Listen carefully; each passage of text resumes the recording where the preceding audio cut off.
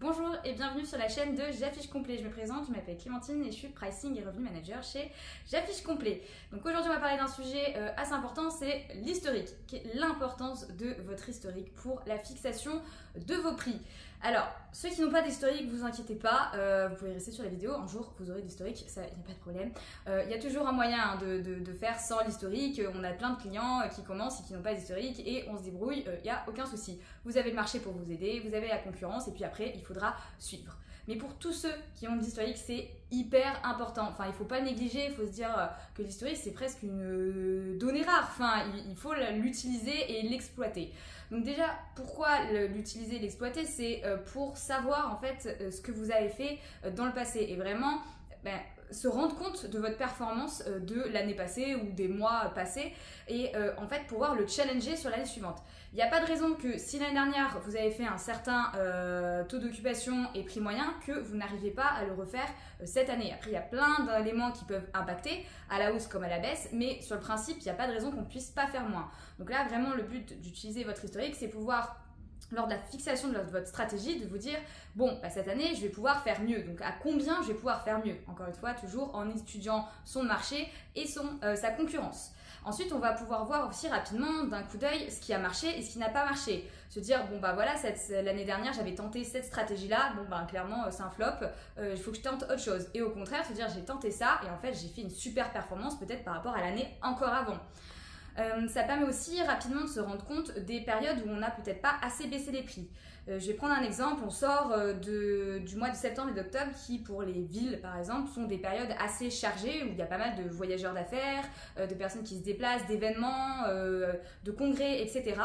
Où la tendance elle est plutôt assez dynamique avec des prix moyens assez hauts, un taux d'occupation assez haut. Et par exemple sur le mois de novembre, on rentre bien évidemment selon les villes, mais on va dire dans une majorité, on rentre dans une période un petit peu plus creuse, plus compliquée. Et en fait, en regardant l'historique, on peut rapidement se rendre compte si le prix moyen n'a pas été baissé entre le mois de septembre et le mois d'octobre, entre le mois de septembre-octobre et le mois de novembre, et par contre que le taux d'occupation a baissé. Ça veut dire que là, clairement, le client a eu en fait, entre guillemets, peur de baisser ses prix sur le mois de novembre qui est rentré dans une période plus creuse, mais en ne baissant pas ses prix, son taux d'occupation a baissé. Et malheureusement, là, la performance n'a pas été au rendez-vous. Et c'est des choses qu'on observe clairement.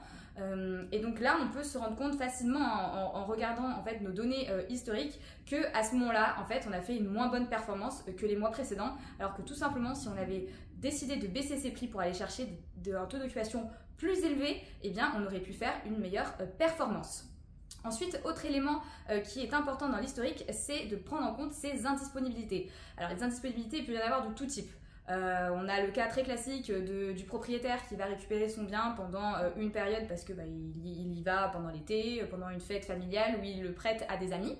Il peut y avoir aussi le cas où vous aviez votre chauffe-eau qui a pété et que voilà, et le temps qu'il soit remplacé pendant 3-4 jours, une semaine, le bien était pas disponible à la vente. Donc ça aussi, il faut bien le prendre en compte d'une année sur l'autre pour le garder en fait dans un coin de sa tête pour se dire que oui, l'année dernière, j'avais fait tel taux d'occupation, tel prix moyen, mais attention, j'avais une période qui était indisponible. Et pour pouvoir tout analyser, il y a quand même une très forte importance de la donnée. Si votre donnée n'est pas bonne et ce que vous analysez n'est pas bon, en fait, au final, toutes vos conclusions seront faussées. Donc au niveau de la donnée, il faut d'une année sur l'autre ne pas prendre, par exemple l'année passée, votre payé voyageur et le comparer cette année avec le prix net que vous allez mettre sur votre channel manager. Là, ça ne va pas pouvoir coller, vous allez vraiment comparer des choux et des bananes, donc c'est pas possible.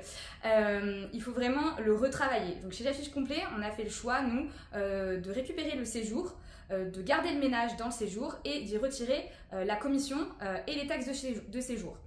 Et ensuite, si on a besoin, on peut récupérer sur une période donnée la durée moyenne de séjour. On prend notre ménage et on divise notre ménage par la durée moyenne de séjour. Et là, on retrouve à peu près notre prix à la nuitée en sec, celui qui était mis sur le channel manager à l'époque. Et donc il faut bien en fait vraiment comparer deux choses comparables. Sinon vraiment vous allez vous tromper. Donc chez J'affiche complet on fait comme ça. Et en plus je vous parlais des indisponibilités. Nous on a fait le choix aussi les indisponibilités de créer des réservations à 0 € au moment où il y avait des indisponibilités pour qu'en fait ça ne remonte pas enfin que ça remonte ou que ça ne remonte pas, mais que ça soit pas pris en compte en fait dans le taux d'occupation et dans le calcul du RevPAR, parce qu'encore une fois ça va fausser les données. Je vais prendre un exemple, on est en pleine haute saison, vous avez vendu votre T3 400 € en prix moyen sur le mois d'août et vous dites mais c'est génial. Super, en fait l'année prochaine, le mois d'août, je veux le vendre à 400 € minimum, voire plus, puisque je vous dis que logiquement on peut faire mieux que l'année précédente, on peut toujours essayer de faire aller chercher un petit peu mieux. Sauf qu'en fait, si sur votre mois d'août, vous aviez seulement vendu 3 nuits sur le mois d'août sur la période du 15 août et tout le reste du mois d'août était pris par le propriétaire, en fait ça sera pas possible de faire, enfin ça peut toujours être possible bien évidemment, mais ça va être compliqué de le refaire parce que on était sur la meilleure période du mois d'août et là on est en fait complètement sur des données faussées, donc il faudra bien prendre en compte cette indisponibilité. Donc soit l'isoler, le garder dans un coin de votre tête en tout cas, mais vraiment comparer des données comparables, ça c'est quelque chose qui est hyper important. Voilà, j'espère que cette vidéo vous aura plu, n'hésitez pas si vous avez des questions et puis à bientôt sur la fiche complète.